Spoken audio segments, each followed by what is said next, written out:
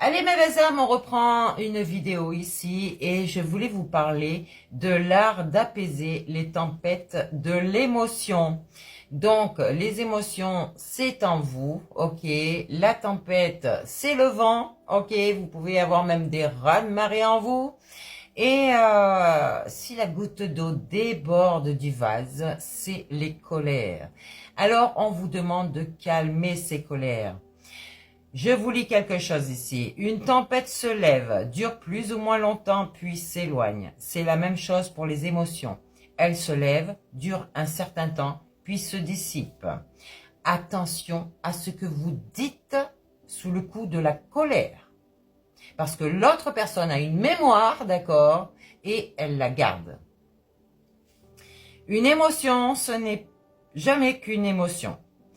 Nous sommes beaucoup plus que les émotions qui se saisissent de nous. Ce n'est pas une émotion qui provoquera votre mort. C'est pourquoi, dès que vous sentez une émotion naître en vous, il est très important de vous asseoir dans une position stable ou de vous allonger, ce qui est tout autant une position stable. Ensuite, vous vous concentrez sur la région de l'abdomen.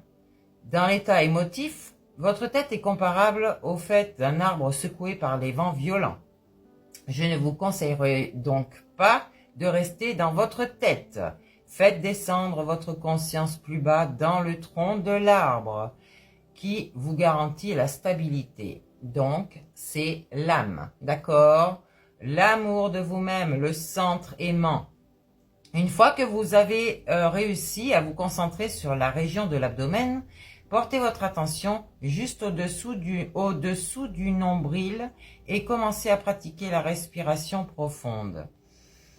Inspirez et expirez profondément. Ayez conscience de l'abdomen tour à tour se soulevant et s'abaissant.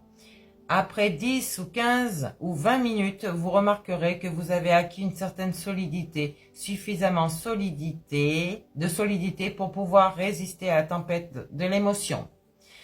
Que vous soyez assis ou couché, accrochez-vous à la respiration comme un naufragé en pleine mer s'accroche à sa bouée de sauvetage. Et de l'émotion finira par se dissiper d'elle-même.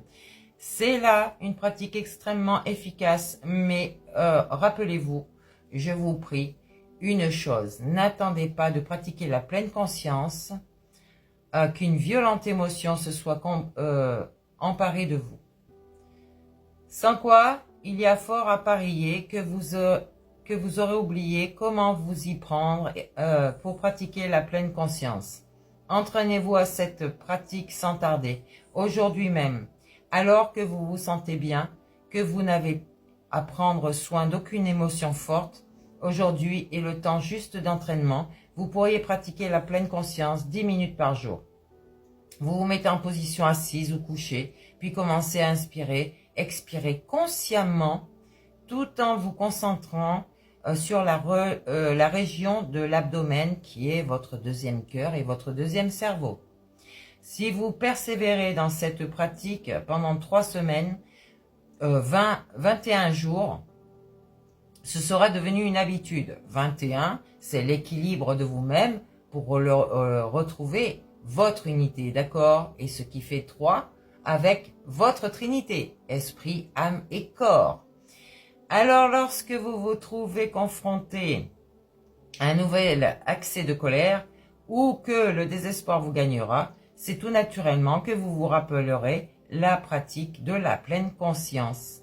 Une fois que vous aurez réussi à apaiser une puissante émotion grâce à cette pratique, vous aurez confiance en elle et direz à l'émotion, « Émotion, le jour où tu te manifesteras à nouveau, je ferai exactement la même chose. » Ok? Donc, elle ne vous fera plus peur parce que vous saurez quoi faire face à elle. C'est clair? Donc, exercez la pleine conscience avec régularité, ok. Lorsque vous en aurez fait une habitude, vous aurez connu l'impression d'un manque si vous restez une journée entière sans la pratiquer.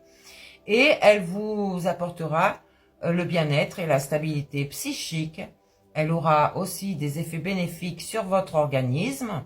Comme je vous ai dit, vous allez pouvoir guérir votre corps physique de tous ces maladies, d'accord?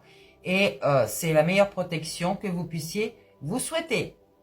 Je me dis toujours que l'énergie de la pleine conscience est l'énergie même du Bouddha. Bouddha est une personne comme Jésus et qui a, j'allais dire, donné ses expériences de vie pour que nous fassions la même chose. D'accord? Donc, l'Esprit Saint est en nous. À vous de voir. Si vous voulez toujours nourrir ces parts sombres, c'est votre problème. Ok? Donc, elle est en nous et nous protège à tout moment. L'Esprit Saint est votre divinité, votre âme. Chaque fois que vous vous reliez à la graine de la pleine conscience qui est en vous, et pratiquez la respiration consciente, l'énergie de Dieu est là pour vous assurer votre protection. Dieu est votre connaissance. Dieu est masculin, mais c'est dit à eux. Donc votre âme va envoyer cette guidance à l'esprit qui va dire cette connaissance. Ok? Une fois que vous aurez maîtrisé la pratique de la pleine conscience, vous pourriez avoir envie de l'enseigner à un ami, à un parent ou à vos enfants, si vous en avez envie. Je connais des mères qui pratiquent la pleine conscience avec leurs enfants quand celui-ci est assailli par une forte émotion. Elles tiennent l'enfant par la main et disent « Chérie, tu vas maintenant respirer avec moi, te calmer, te recentrer en ton cœur et pas en ta tête. » Donc, en inspirant, tu as confiance, tu as conscience que ton abdomen se soulève. En expirant, tu as conscience que tout l'abdomen s'abaisse. On respire avec le ventre, d'accord? Elles guident leurs enfants dans sa respiration jusqu'à ce qu'il ait retrouvé son calme.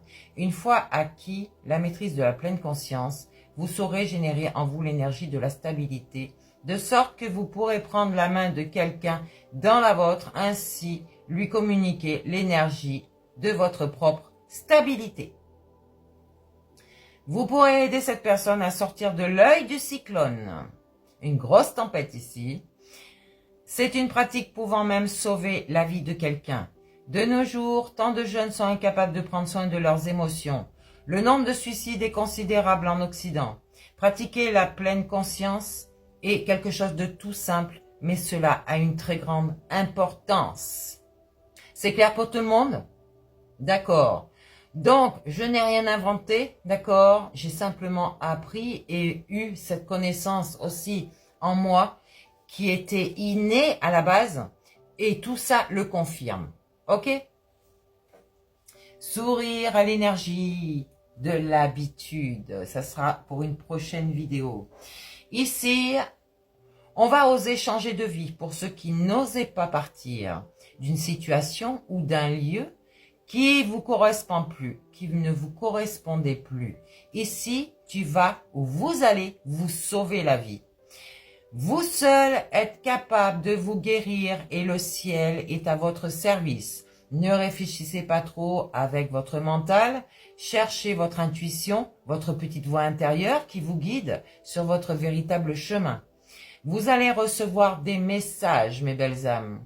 On vous dit l'amour inconditionnel, l'amour véritable. Ça peut être auprès de famille, d'enfants ou de parents, ou bien auprès de quelqu'un qui habite avec vous. Donc, j'appelle ça un partenaire de vie.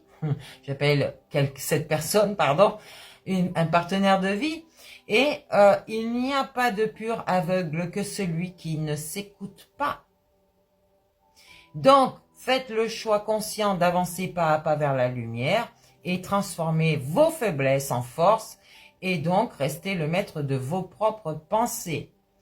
Je surmonte les obstacles avec positivité et l'acceptation de qui je suis et où je vais. Je choisis la lumière. On travaille avec sa lumière.